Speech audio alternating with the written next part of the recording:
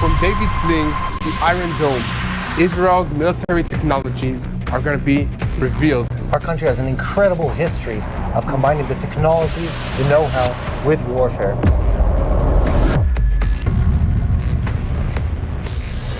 বোমারু বিমানগুলোর নেওয়া রুটটি ছিল এক প্রকার ধূর্ততার পাঠ। প্রতিটি নির্গমনকে কমানো হয়েছিল, প্রতিটি রাডার এক্সপোজারকে সময় মতো করা হয়েছিল। Israel just unleashed a powerful three-wave airstrike against Iranian military sites. প্রতিটি ফ্লাইট পথকে আশেপাশের ট্রাফিক বা অন্ধ এলাকার ব্লাইন্ড জোনস সাথে মিশে যাওয়ার জন্য সামঞ্জস্য করা হয়েছিল। বিমানগুলো ক্রুজ ক্ষেপণাস্ত্রের ঢেউয়ের সাথে নিখুঁতভাবে সমন্বয় করেছিল। Nations to their knees because every system can be hacked. যার ফলে পশ্চিম দিকে তাকানো রাডারের স্ক্রিনগুলো হঠাৎ করেই সব জায়গায় লক্ষ্যবস্তুতে ভরে গিয়েছিল।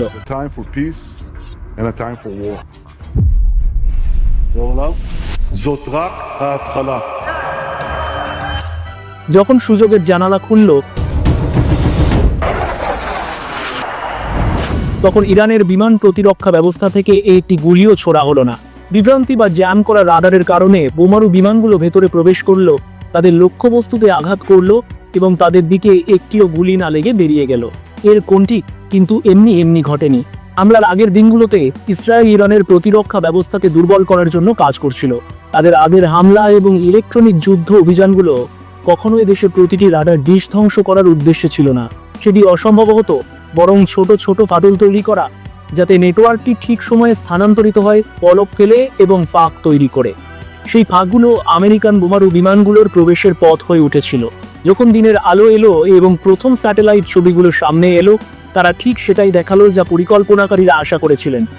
একাধিক সাইটে সুড়ঙ্গ, ধোঁয়া ওঠা গর্ত এবং মোচড়ানো প্রবেশ পথ। বিশ্লেষকরা সতর্ক করে দিয়েছিলেন যে ক্ষয়ক্ষতির পূর্ণমাত্রা বুঝতে কয়েক সপ্তাহ সময় লাগবে। তবে একটি বিষয় পরিষ্কার ছিল, ইরানের পারমাণবিক নেটওয়ার্কের সবচেয়ে গভীর এবং সুরক্ষিত অংশগুলো মারাত্মকভাবে ক্ষতিগ্রস্ত হয়েছে। এই মিশনের নির্দিষ্ট অংশটি কেবল মার্কিন যুক্তরাষ্ট্রই সম্পাদন করতে পারত। এমপি মপ যে কোনো ফাইটার জেটের জন্য খুব বড় ছিল। ছোট বিমানগুলো নির্ভুল বোমা বা দূরপাল্লার ক্ষেপণাস্ত্র সরবরাহ করতে পারত, কিন্তু এমন কিছু নয় যা 15 টন ওজনের এবং স্টিল বজায় রাখার জন্য অভ্যন্তরীণভাবে বহন করার প্রয়োজন হয়। ইদুইদ এর নকশা এটিকে এমন অস্ত্র বহনে সক্ষম একমাত্র প্ল্যাটফর্ম করে তুলেছিল। এর বিশাল বোমা বেয়ে রাডার শোষণকারী ত্বক এবং ধরা না পড়ে চরম দূরত্বে উড়ে যাওয়ার ক্ষমতা এটিকে শত শত ফুট মাটির নিচে চাপা পড়া লক্ষ্যবস্তুতে আঘাত করার একমাত্র বিকল্প করে তুলেছিল। এমওপি মপ নিজেই ছিল প্রকৌশলের একটি মাস্টারপিস, বুদ্ধিমত্তা সহ একটি নির্ভুল জ্যাকঝামার। জিপিএস এবং একটি অভ্যন্তরীণ নেভিগেশন সিস্টেম দ্বারা চালিত এটি টার্বুলেন্স, বায়ু প্রবাহের অস্থিরতা বা খারাপ আবহাওয়ার মধ্যেও লক্ষ্যে স্থির থাকতে পারত। এর শক্ত খাপ এবং সেন্সর ফিউজড ওয়ারের অর্থ হলো এটি পাথর বা ফাঁপা কক্ষে স্তর ভেদ করার পর তা চিনতে পারত এবং বিস্ফোরণের জন্য নিখুঁত মুহূর্তের জন্য অপেক্ষা করত। প্রকৌশলীরা এটিকে একটি উদ্দেশ্যের জন্য নকশা করেছিলেন, পারমাণবিক অস্ত্রের আশ্রয় না নিয়ে বিশ্বের সবচেয়ে কঠিন বাংকারগুলো ধ্বংস করা। মিশনের বিশাল দূরত্ব এটিকে এখন পর্যন্ত চেষ্টা করা সবচেয়ে জটিল বিমান অপারেশনগুলোর মধ্যে একটিতে পরিণত করেছিল। মিসৌরি থেকে মধ্য ইরান পর্যন্ত আসা যাওয়ার এই যাত্রা 12,000 মাইলেরও বেশি বিস্তৃত ছিল এবং প্রায় পুরো একটি দিন স্থায়ী হয়েছিল। যাত্রার প্রতিটি ধাপকে বাতাসের মধ্যে জ্বালানি ভরার সময়সূচির সাথে মেলাতে হয়েছিল। ট্যাঙ্কার বিমানগুলি নির্দিষ্ট অঞ্চলে অপেক্ষা করছিল, তাদের নিজস্ব আগমন সময়কেও মিনিট পর্যন্ত মিলিয়েছিল। কোনো বিলম্ব হলে এই পুরো অপারেশনের প্রভাব পড়তে পারত। এই কারণে এই প্রশান্ত মহাসাগরের দিকে ফুল চালটি অত্যন্ত গুরুত্বপূর্ণ ছিল। মাটিতে মনস্তাত্ত্বিক এবং কৌশলগত প্রভাব ছিল তাৎক্ষণিক। তেহরান তাদের ভূগর্ভস্থ নেটওয়ার্কের কি পরিমাণ ক্ষতি হয়েছে এবং কতটুকু অক্ষত রয়েছে তা মূল্যায়ন করার চেষ্টা করে কয়েক ঘন্টা কাটিয়েছিল। প্রকৌশলী এবং জরুরি কর্মীরা ক্ষতিগ্রস্ত সাইটগুলোতে পৌঁছানোর জন্য সংগ্রাম করেছিল। কোনো সুড়ঙ্গগুলি এখনও নিরাপদ তা নিয়ে অনিশ্চিত ছিল। এর পরের ঘণ্টাগুলোতে তেহরান ন্যূনতম ক্ষতির দাবি করে এবং প্রতিশোধের অঙ্গীকার করে বিবৃতি জারি করে ইসরায়েলের দিকে ক্ষেপণাস্ত্র নিক্ষেপ করা হয়েছিল, যার কিছু আটকানো হয়েছিল, অন্যগুলো মরুভূমিতে ক্ষতি না করেই পড়েছিল। ইসরায়েলি শহরগুলোতে পরিবারগুলি আশ্রয় কেন্দ্রের কাছাকাছি ছিল। এই আদান প্রদান শেষ হয়েছে নাকি সবে শুরু হয়েছে তা নিয়ে নিশ্চিত ছিল না। ওয়াশিংটন তার নিজস্ব বার্তাটি সংক্ষিপ্ত এবং উদ্দেশ্যমূলক রেখেছিল। এই হামলাটি ছিল নির্ভুল, সীমিত এবং উত্তেজনা বৃদ্ধি না করে তা থামাতে চাওয়া হয়েছিল। কয়েক ঘন্টার মধ্যে বাজারগুলি প্রতিক্রিয়া জানায়। তেলের দাম সামান্য বেড়ে যায়, শিপিং রুটগুলি উত্তেজনাপূর্ণ হয়ে ওঠে এবং নৌবাহিনী বিশ্বের বেশিরভাগ জ্বালানি সরবরাহের সংকীর্ণ জলপথগুলি পর্যবেক্ষণ করার জন্য অগ্রসর হয়। এমনকি ধুলো জমার পরেও গোয়েন্দা সংস্থাগুলো তখনও মাটির নিচে আসলে কি ঘটেছিল তা একত্রিত করছিল। উচ্চ রেজলিউশনের স্যাটেলাইট পাসগুলি বিশাল গর্ত এবং বিপর্যস্ত মাটি দেখিয়েছিল, তবে পারমাণবিক অবকাঠামোর কতটা টিকে ছিল তা বুঝতে সময় লাগবে। কিছু রিপোর্ট ইঙ্গিত দিয়েছে যে দ্বিতীয় পর্যায়ের সুড়ঙ্গগুলো ধসে পড়ে গুরুত্বপূর্ণ সিস্টেমগুলিকে আটকে ফেলেছে। ওয়াশিংটনের হামলা একটি অধ্যায় শেষ করে দিয়েছিল, কিন্তু সাথে সাথেই একটি পুরনো বিতর্ককে আবার জাগিয়ে তুলেছিল। ইসরায়েলের কি অবশেষে নিজস্ব কৌশলগত বোমারু বিমান পাওয়া উচিত? আর কেন এটি কখনো ঘটেনি? কেন ইসরায়েল এখনও একটি সত্যিকারের দূরপাল্লার বোমারু বিমান পায়নি? ইসরায়েল কেন এখনও একটি সত্যিকারের দূরপাল্লার বোমারু বিমান পায়নি তা বুঝতে হলে উত্তরটি কোনো হ্যাঙ্গার, বিমান রাখার জায়গা শুরু হয় না। এটি শুরু হয় কাগজপত্রে। একটি কৌশলগত বোমারু বিমান কেবল একটি বড় জেট নয়, এটি বিমান শক্তির শীর্ষ স্তর, যা সমুদ্র পেরোনোর, প্রতিরক্ষা ব্যবস্থাকে ফাঁকি দেওয়ার এবং এত সুরক্ষিত লক্ষ্যবস্তুতে বিশাল পরিমাণ পেলোড, অস্ত্র সরবরাহ করার জন্য নকশা করা হয়েছে, যে কেবল হাতে গোনা কয়েকটি জাতি সেগুলিতে পৌঁছাতে পারে। এইগুলি জাতীয় স্তরে পরিকল্পিত বিমান, যা ছোটখাটো সংঘর্ষ বা সীমান্ত হামলার জন্য নয়, বরং এমন মিশনের জন্য তৈরি যা যুদ্ধের মোড় ঘুরিয়ে দিতে পারে। মার্কিন যুক্তরাষ্ট্র এদের তিনটি পরিচালনা করে: বি-52 স্ট্র্যাটোফোর্ট্রেস, বি-1বি ল্যান্সার এবং বি-2 স্পিরিট। এই বিমানগুলির প্রতিটির মধ্যে একটি সাধারণ বিষয় রয়েছে: এগুলি কখনো রপ্তানি করা হয়নি, একবারও নয়। মার্কিন যুক্তরাষ্ট্রের বিমান বাহিনী এই বোমারু বিমানগুলির একমাত্র অপারেটর হিসাবে রয়ে গেছে এবং সরকারি নথিপত্রগুলিতে এটি স্পষ্টভাবে বলা আছে। এই জেটগুলি বিক্রির জন্য নয়, লিজের জন্য নয় এবং অন্য কারো ইনভেন্টরির জন্যও নয়। এই নিয়মটি ইসরায়েলের বোমারু বিমান সমস্যার নীরব মেরুদণ্ড তৈরি করে। ইসরায়েলের প্রাক্তন রাষ্ট্রদূত মাইকেল ওরেন তা নিজের চোখে দেখেছেন।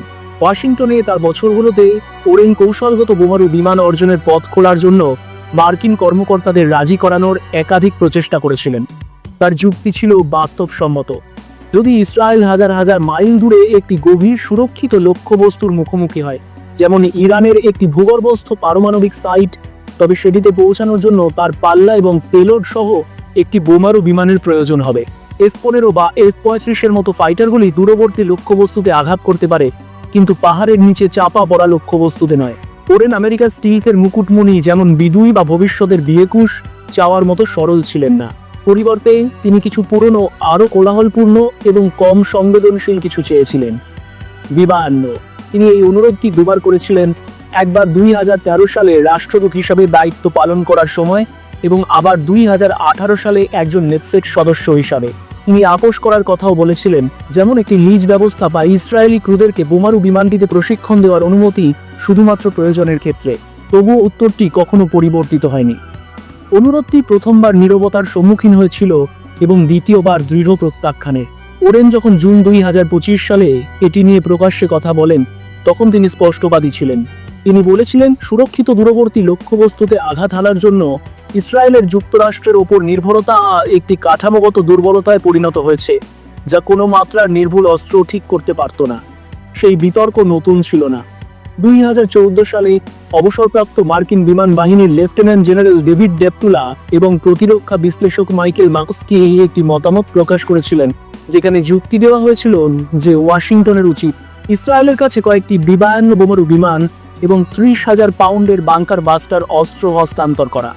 এর যুক্তি ছিল যে ইসরায়েলের কাছে যদি ভূগর্ভস্থ পারমাণবিক স্থাপনা ধ্বংস করার সরঞ্জাম থাকে, তবে প্রতিরোধ আরও বিশ্বাসযোগ্য হবে এবং আমেরিকান পাইলটদের আর নিজেদের সেই সব মিশনে উঠতে হবে না। সঙ্গে সঙ্গে আপত্তি আসে। সমালোচকরা এই ধারণাটিকে অযৌক্তিক বলে অভিহিত করে এবং সতর্ক করে যে অর্ধ শতাব্দী পুরনো বোমারু বিমান হস্তান্তর করা কৌশলগত সুবিধার চেয়ে বেশি লজিস্টিক্যাল সরবরাহ সংক্রান্ত সমস্যা তৈরি করবে। তারা উল্লেখ করেন যে পুরনো বোমারু বিমানও এখনও মার্কিন অস্ত্রাগারে গুরুত্বপূর্ণ সম্পদ, যা পারমাণবিক এবং প্রচলিত উভয় অস্ত্র বহন করতে সক্ষম এবং সেগুলোর হস্তান্তর কয়েক দশকের অস্ত্র নিয়ন্ত্রণ নীতিকে নষ্ট করে দিতে পারে। এই যুক্তিটি এমন একটি ধারা তৈরি করেছিল যা তখন থেকে বারবার পুনরাবৃত্তি হয়েছে। প্রতি কয়েক বছর পর পর কেউ না কেউ এটির প্রস্তাব করে এবং প্রতি কয়েক বছর পর পর একই কারণে ধারণাটি মরে যায়। কিছু বাধা রাজনৈতিক, অন্যগুলি আইনে লেখা। এর সবচেয়ে স্পষ্ট উদাহরণ হলো F-22 র্যাপ্টর। 1990 এর দশকের শেষের দিকে কংগ্রেস যা ওবে সংশোধনী, ওবে অ্যামেন্ডমেন্ট নামে পরিচিত তা পাস করেছিল, যা বার্ষিক বরাদ্দ বিলগুলিতে যুক্ত একটি ধারা যা স্পষ্টত এই ফাইটারের কোনো বিদেশি বিক্রয় বা লাইসেন্সকে নিষিদ্ধ করেছিল। যুক্তিটি ছিল সরল, সবচেয়ে বেশি স্টিলথ, সবচেয়ে উন্নত বিমানকে কেবল আমেরিকান হাতে রাখা। যদি আইন প্রণেতারা একটি জেটকে এত কঠোরভাবে তালাবদ্ধ করতে পারেন, তবে একটি স্টিলথ বোমারু বিমান, বিশেষত যা পারমাণবিক অস্ত্র বহন করতে সক্ষম, তাকে ছেড়ে দেওয়ার সম্ভাবনা কার্যত শূন্য। মিত্ররা, যখন আমেরিকার সবচেয়ে সুরক্ষিত যন্ত্রপাতির জন্য কড়া নাড়ে, তখন তারা এই মানসিকতারই মুখোমুখি হয়। পরবর্তী বাধাটি আইনগত নয়, বরং প্রযুক্তিগত। নির্মাণাধীন নতুনতম বোমারু বিমান B-21 রেইডার আমেরিকার দূরপাল্লার আঘাত হানার ক্ষমতার ভবিষ্যৎকে তুলে ধরে। এটি পুরনো বিমানবহরের স্থলাভিষিক্ত করার, পারমাণবিক এবং প্রচলিত উভয় অস্ত্র বহনের এবং এর আগেকার যে কোনো কিছুর চেয়েও ঘন গোপনীয়তার আবরণে পরিচালিত হওয়ার জন্য নকশা করা হয়েছে। এর কাঠামো, উপকরণ এবং ফ্লাইট সিস্টেমগুলি শ্রেণীবদ্ধ, ক্লাসিফাইড। এর পারমাণবিক ভূমিকা এটিকে সরাসরি স্থল, সমুদ্র এবং আকাশভিত্তিক প্রতিরোধের মার্কিন ত্রয়ীর সাথে যুক্ত করে।